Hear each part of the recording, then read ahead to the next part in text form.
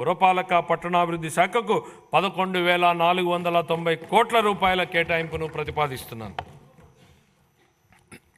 గృహ నిర్మాణం 2029 నాటికి అందరూ ఇళ్లు నిర్మించి ఇవ్వాలన్న మా ప్రభుత్వం కృతనిశ్చయంతో ఉంది. ప్రధానమంత్రి ఆవాస్ యోజన ఎన్టీఆర్ నగరాలు పథకం కింద ఆర్థికంగా వెనుకబడిన వర్గాలకు 25 లక్షల ఇళ్ల పట్టాలు ఇవ్వాలని లక్ష్యంగా పెట్టుకోవడం జరిగింది. ఈ నిర్ణయం ఆర్థికంగా వెనుకబడిన వర్గాల సంక్షేమ కార్యక్రమానే కాకుండా రాష్ట్ర ఆర్థిక కార్యకలాపాలకు కూడా ఊతమిస్తోంది.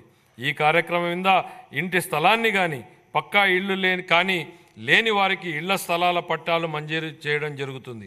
ప్రధానమంత్రి ఆవాస్ యోజన కింద 6.9 లక్షల ఇళ్ళు, ప్రధానమంత్రి ఆవాస్ యోజన కింద 1.79 లక్షల గ్రామీణ ఇళ్లను పూర్తి చేయాలని ప్రతిపాదించడం జరిగింది. ప్రధానమంత్రి జన్మన్ పథకం కింద నిస్సహాయ గిరిజన సమూహాల కోసం 15,000 పైగా గృహాలను పూర్తి చేయాలని ప్రతిపాదించడం జరిగింది. అన్ని శాఖల సమన్వయంతో హౌసింగ్ లేఅవుట్లలో మౌలిక సదుపాయాలను అభివృద్ధి చేయడానికి మా ప్రభుత్వం కట్టుబడి ఉంది.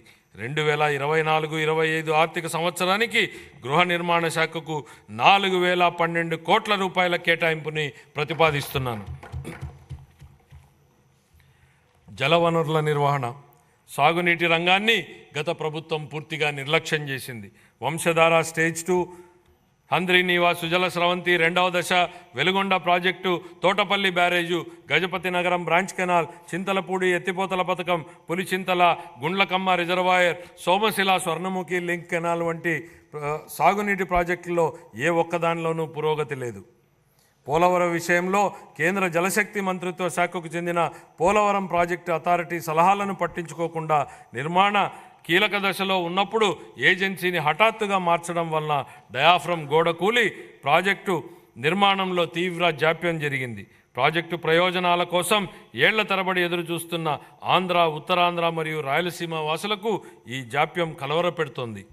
మా ప్రభుత్వం సాగునీటి రంగానికి అధిక ప్రాధాన్యతనిస్తూ ప్రతి పొలానికి నీటిని తీసుకెళ్లాలనే లక్ష్యంతో సమగ్ర నూతన జల విధానాన్ని రూపొందించడం జరుగుతోంది. రాష్ట్రాన్ని కరువు రహిత రాష్ట్రంగా తీర్చిదిద్ది త్రాగు మరియు సాగు మరియు పారిశ్రామిక అవసరాలకు నీటి భద్రతను కల్పించేందుకు కార్యాచరణ ప్రణాళికలు రూపొందించడం జరిగింది. పోలవరం జాతీయ నీటిపారుదల ప్రాజెక్టును త్వరితగతిన పూర్తి చేయడం మా ప్రభుత్వ మొదటి ప్రాధాన్యత.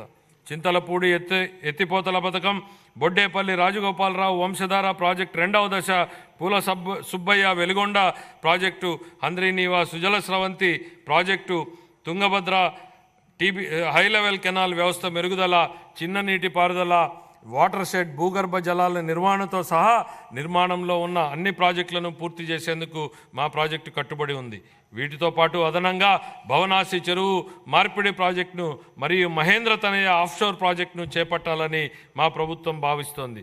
గోదావరి, పెన్న, నాగావళి వంశధార నదులను అనుసంధానం చేయడం ద్వారా రాష్ట్ర వ్యాప్తంగా నీటి భద్రతను కల్పించాలని భావిస్తోంది.